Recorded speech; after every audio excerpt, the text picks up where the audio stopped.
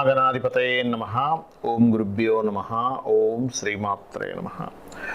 పరమేశ్వర స్వరూపమైనటువంటి జ్యోతిష, వాస్తు మరియు ఇతర అనేకమైనటువంటి శాస్త్రములను మనకు అందించినటువంటి మహర్షులకి నమస్కారం. హయగ్రీవ హయగ్రీవ హయగ్రీవేతియో వదేత్ తస్య నిస్సరతే వాణి జహ్నుగన్యా ప్రవాహవత్. అరుణాం కరుణాతరంగితాక్షీం ధృతపాశాంకుశపుష్పబాణచాపాం అనిమాదిభిరావృతాం మయూకైః అహమిత్యేవ విభావయే భవానీం. శ్రీమాత్రే నమః. ప్రేక్షకులందరికీ కూడా ఆ యొక్క లలిత అమ్మవారి యొక్క అనుగ్రహం పరిపూర్ణంగా కలగాలని మనస్ఫూర్తిగా కోరుకుంటూ ఈరోజు మనం చెప్పుకోబోయేటువంటి టాపిక్ ఏదైతే ఉందో, మనకి ఫైనాన్షియల్గా కానీ ఏదైనా ఒక అదృష్టపరంగా కానీ కలిసి వచ్చే ముందు ఎటువంటి సంకేతాలు మనకి గోచరిస్తాయి. అది జనరల్గా కొంత ఉంటుంది, అందరికీ ఉండేటువంటి సంకేతాలు కొన్ని ఉంటాయి. అలాగే స్పెసిఫిక్గా లగ్నం అంటే మేషలగ్నము లేదా మేషరాశికి స్పెసిఫిక్గా ఉంటుంది. అయితే ఇందులో మళ్ళీ నేను మీకు ఇంకో విషయం చెప్తున్నాను. ఇందులో మరలా మీ పర్సనల్ చార్ట్ పరంగా వేరేగా ఉంటుంది. అది మీ పర్సనల్ చార్ట్ పరంగా చూసుకోవాలి. ఇదేంటంటే అందరికీ కనబడేటువంటి జనరల్గా చెప్పేటువంటి విషయాలు అన్ని రాసుల వారికి. వృశ్చిక లగ్నము, వృశ్చిక రాశి, వృశ్చిక రాశిలో అనుకుంటే నక్షత్రాలు చూసుకున్నట్లయితే విశాఖ 4వ పాదము, అనురాధ మరియు జ్యేష్ఠ నక్షత్రాలు. సర్వసాధారణంగానే వృశ్చికం వారికి ఏంటంటే కాంపిటీషన్ స్పిరిట్ ఎక్కువగా ఉంటుంది.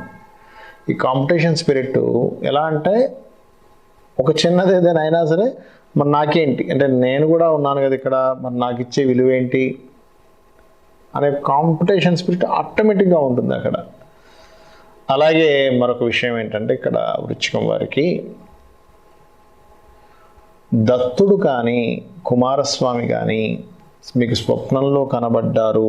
అది ఫోటో రూపంలో కావచ్చు, వాయిస్ రూపంలో కావచ్చు. దత్త చరిత్ర పుస్తకాలు కల్లోకి వచ్చేయండి. నేను చాలామందిని అడిగేవాడిని వృశ్చికం వారికి, ఏమంటే మీకు దత్తాత్రేయుడికి సంబంధించింది ఏదైనా స్వప్నంలో వచ్చిందా, మీ లైఫ్ టర్న్ అయ్యే ముందని అడిగేవాడిని. అంటే చాలామంది లైఫ్ టర్న్ అవుతూ ఉంటుంది, అప్పటి వరకు ఒక రకంగా ఉంటుంది. దాని తర్వాత అవును సార్ నాకు దత్తుడు పాదుకలు కనబడ్డాయి, దత్తాత్రేయ చరిత్ర చదువుతున్నట్టుగా నాకు స్వప్నంలోకి వచ్చేదండి. అప్పుడే ఎవరో మా ఇంటికి ఒక అతను పెద్ద ఆయన దత్తాత్రేయ సంబంధించినటువంటి ఒక పుస్తకం మాకు ఇచ్చి వెళ్ళారండి. మేము రాసాము, లేకపోతే నేను పలానా క్షేత్రానికి వెళ్ళని మీకు ఇస్తున్నాను గిఫ్ట్ అని ఇచ్చారండి. నిజంగా మీరు ఇప్పుడు చెప్తుంటే గుర్తుకొస్తుందని అలాగా దాన్ని గుర్తు చేసుకున్న వాళ్ళని నేను చూశాను. అలాగే మరొకటి ఏంటంటే ఇక్కడ కొన్ని ఒక కాంపిటేటివ్ స్పిరిట్తో వెళ్ళినప్పుడు కూడా వీళ్ళకి బాగా కలిసి రావడం జరుగుతూ ఉంటుంది, కాంపిటేటివ్ స్పిరిట్. అలాగే మరొక విషయం ఏంటంటే వీటితో పాటు ప్రత్యేకంగా దూర ప్రాంతాలకు వెళ్ళి అక్కడ ఏదైనా సరే నదులలో స్నానము, పుష్కరాలు వస్తూ ఉంటాయి మనకి, పుష్కరాల సమయాల్లో నదీ స్నానాలు చేయడము, లేదా అంటే అక్కడ నుంచి ఓపెన్ అవుతూ ఉంటుంది మీ యొక్క అదృష్టం అనేటువంటి, మీ లైఫ్ టర్న్ అనేటువంటిది. నదీ స్నానాలు చేయడము, లేనట్లయితే నదీ స్నానాలు చేసినట్టుగా క్షేత్రాలకు వెళ్ళినట్టుగా, జర్నీలో ఉన్నట్టుగా, అంటే జర్నీ చేస్తున్నట్టుగా స్వప్నం వస్తుంటుంది. ఇంకా వెళ్ళరు, జర్నీ చేస్తున్నట్టుగా స్వప్నంలో రావడం కానీ, అక్కడికి వెళ్ళి ఏదైనా సరే అన్నదానం చేస్తున్నట్టుగా స్వప్నంలో రావడం కానీ, ఒక తెల్లటి వస్త్రం ధరించినటువంటి ఒక స్త్రీమూర్తి అమ్మవారి లాగా కాంతివంతంగా ఉన్నటువంటి స్వప్నంలో రావడం కానీ, ఇవన్నీ కూడా ఏం జరుగుతాయంటే మీకు లైఫ్ టర్నింగ్ ఇస్తుంది. అదేవిధంగా ఒక్కొక్కసారి మనకి కొన్ని రకరకాల స్వప్నాలు బయట జరుగుతూ ఉంటాయి. ఏదో ఆ రోజు సడన్గా వచ్చేయండి ఆయన బిజినెస్ పెడదామన్నాడు, నేను ఓకే అనేసాను ఏమీ ఆలోచించకుండా. బట్ చాలా పెద్ద డేర్ తీసుకున్నాను, అసలు అంత ఈజీగా క్లిక్ అవ్వదు కానీ నా అదృష్టం కొద్దిగా క్లిక్ అయింది అంటూ ఉంటారు. అది మీ యొక్క బుధుడు కనుక బాగుంటే అలాంటివి జరుగుతాయి, గుర్తుపెట్టుకోండి. అయితే అది ఎలా వస్తుంది? అది ఏ కర్మ, ఏ పుణ్యకర్మ మీకు ఆ రూపాయలు ఇస్తుంది అంటే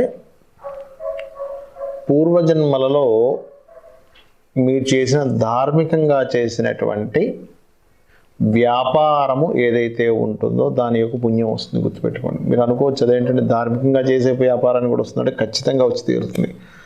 ధర్మము మనల్ని కాపాడుతుంది. కాబట్టి పూర్వజన్మల్లో నాసిరకమైనటువంటివి ఏదైనా తయారు చేసి అమ్మాడు, అది ఖచ్చితంగా పాపరూపేణ వస్తుంది. చాలామంది బిజినెస్లో సక్సెస్ అవ్వట్లేదు అంటే పూర్వజన్మల్లో మోసం చేశాడు కస్టమర్ని. అంటే ఒక మంచి ప్రోడక్ట్ ఇవ్వాల్సింది ఏదో నాసిరకమైన ప్రోడక్ట్ అమ్మేసి పొందాడు అనమాట. అలాంటివి వస్తూ ఉంటాయి. అంటే అది ఎప్పుడు బుధుడు కనుక స్పాయిల్ అయితే ఏమవుతుందంటే పూర్వజన్మలో చేసినట్టు కర్మ ఆ రూపేణ వచ్చి బిజినెస్ రూపేణ ఇబ్బంది పెడుతుంది, గుర్తుపెట్టుకోండి. సో మీరు పర్టికులర్గా మీ బుధుడు ఎలా ఉన్నాడు అనేటువంటిది చూసుకోవాలి. ముఖ్యంగా వృశ్చిక లగ్నం వారు, వృశ్చిక రాశి వారు. నేను మీకు ఇక్కడ కొన్ని కండిషన్స్ చెప్తానన్నాను. ఏమిటి ఆ కండిషన్స్ అంటే, ఒకటి గుర్తుపెట్టుకోండి, ఇప్పటి వరకు మనం చెప్పినటువంటిది రాశిపరంగా లేదా లగ్నపరంగా అందరికీ జరిగేటువంటి జనరల్గా. కానీ మీ జన్మజాతకంలో మీకు అదృష్టాన్ని కలిగించేటువంటి గ్రహాలు ఎవరయ్యారని స్పెసిఫిక్గా ఉంటుంది. అదేంటంటే లగ్నం చెప్పారు కదా వాళ్ళే అవుతారు అనుకుంటారు, కాదు. ఎందుకు అవ్వరు అంటే వాళ్ళు ఒక్కొక్క గ్రహము, ఉదాహరణకి మేషలగ్నానికి శని భగవానుడు దశమ లాభాధిపతి. ఆ దశమ లాభాధిపతి మేషంలో ఉంటే ఒక ఫలితం, వృషభంలో ఉంటే ఒకటి, మిథునంలో ఒకటి, కర్కాటకంలో ఫలితాలు మారుతూ ఉంటాయి. పోనీ అక్కడ ఉన్నప్పుడు ఆ ఫలితం ఇస్తుందంటే అది ఎవరితో కలిసిందో, మళ్ళీ బుధుడితో కలిసాడా, శుక్రుడితో కలిసాడా, రవితో కలిసాడా, చంద్రుడితో కలిసాడా అనేది దాని మీద మార్పు ఉంటుంది. నక్షత్రం వల్ల మార్పు ఉంటుంది. అది ఉన్న నక్షత్రం, అది ఏ నక్షత్రం మీద ఉంది, అది నవాంశలో ఫలాన్ని ఇచ్చేటువంటి ప్రదేశంలో ఎక్కడ పడింది నవాంశలో అనేటువంటివి స్పెసిఫిక్గా ఉంటాయి. అంటే నాట్ ఓన్లీ శని, ఈ నవగ్రహాలన్నీ కూడా. అందుకని ఇప్పటివరకు మనం చెప్పుకున్నవి ఒక ఎత్తు, మీ పర్సనల్ చార్ట్ని బట్టి చూసుకోవాల్సింది ఒకటి ఉంటుంది. ఇక రెండవది ఏంటంటే జనరల్గా ఇప్పుడు రాశి, నక్షత్రము లేకపోతే లగ్నము వీటితో అసలు సంబంధం లేకుండా జరిగేటువంటి సంఘటనలు ఏమిటి, సంకేతాలు ఏమిటి అంటే ఒకటే గుర్తుపెట్టుకోండి. ఎప్పుడైనా ఏదైనా ఒక పని మీరు ప్రారంభిద్దాము అని అనుకున్నప్పుడు గనక ఏదైనా ఒక ఆటంకం వచ్చి మిమ్మల్ని ఆపుతుంది అనుకోండి.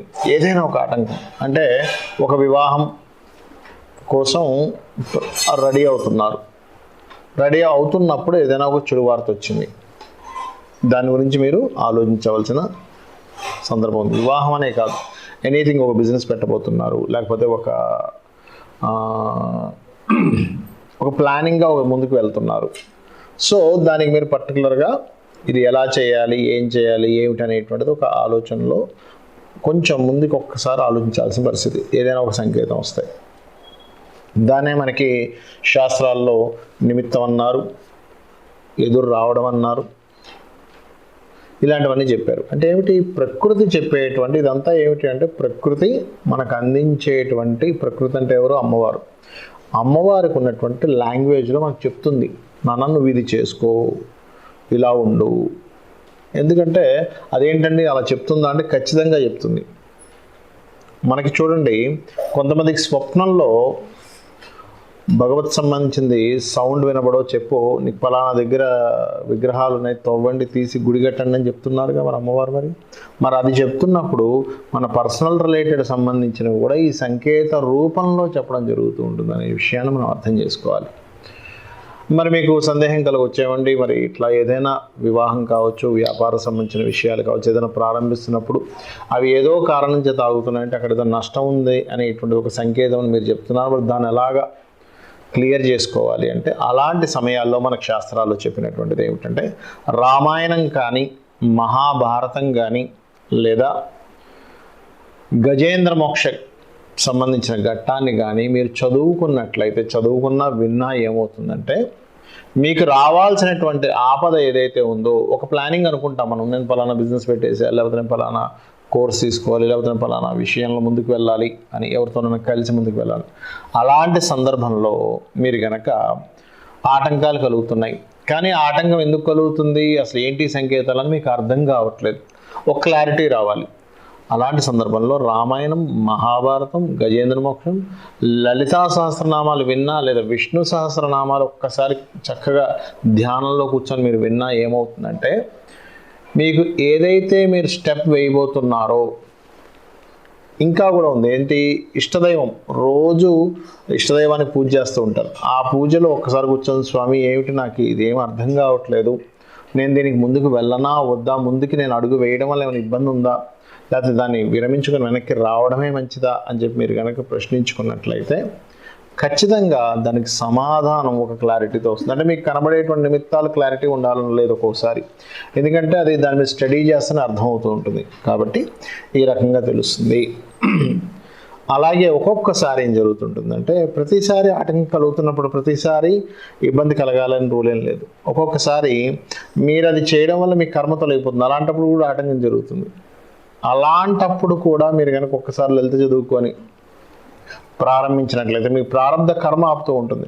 అంటే చిన్న ఉదాహరణ ఎలా అంటే, ఒక వ్యక్తికి బాగా కష్టాల్లో ఉన్నప్పుడు బాబు నువ్వు పలానా దీక్ష తీసుకున్నాక నీకు రిలీఫ్ వస్తుంది అని చెప్పడం జరిగింది. అతను దీక్ష తీసుకుందాం అనుకునేసరికి ఏదో ఒక ఆటంకం రావడం జరిగేది. అయితే నేను ఏమన్నానంటే లేదు నువ్వు కర్మ, నీ యొక్క ప్రారంభ కర్మ నిన్ను ఆపుతుంది, దీక్ష తీసుకుంటే క్లియర్ అవుతావు, కాబట్టి దీక్ష తీసేసుకో అంటే. ఇక్కడ నాకు అర్థమైన విషయం ఏంటంటే, మనం ఏదైనా గ్రహ సంబంధించిన దేవతా సంబంధించినటువంటి చేసుకుంటే క్లియర్ అవుతుంది అని అన్నప్పుడు ఆటంకాలు వస్తూ ఉంటాయి.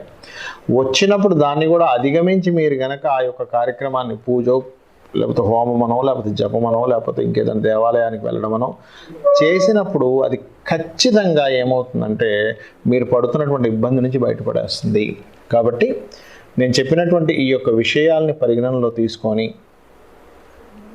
ప్రతిదాన్ని కూడా మీరు అమ్మవారికి సమర్పిస్తూ మీరు కనుక చేస్తున్నట్లయితే, అంటే ఉదాహరణకి ఏదైనా ఒక ప్రారంభిస్తున్నాము, మీకు సంశయం అసలు ముందుకు వెళ్ళనా వద్దా, జాతకం ఉంటే జాతకంలో చూసుకొని చెప్పొచ్చు, ఏమంటే ఈ వ్యాపారం మీకు పనికి వస్తుంది, ఇది మీకు పనికిరాదు, దీనిలో మీరు ముందుకు వెళ్ళొచ్చు, వెళ్ళకూడదు, ఇలాంటివన్నీ.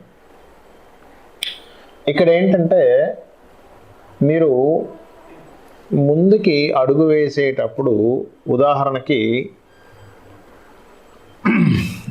ఈ రకంగా సంశయిస్తున్నారు, ప్రతి అడుగు వేసే ప్రతిదీ కూడా ఒక్కసారి అమ్మవారిని స్మరించుకుంటూ స్వామి నీదే బాధ్యత అనుకుంటూ వెళ్తే కూడా మీరు ఎక్కడ వెళ్ళి ఇబ్బంది పడాలో అక్కడ వెళ్ళనివ్వకుండా స్వామివారు అమ్మవారు చూసుకుంటారు. కాబట్టి ఈ యొక్క విషయాల్ని పరిగణనలో తీసుకొని కండిషన్స్ పాటించండి. శ్రీమాత్రే నమః.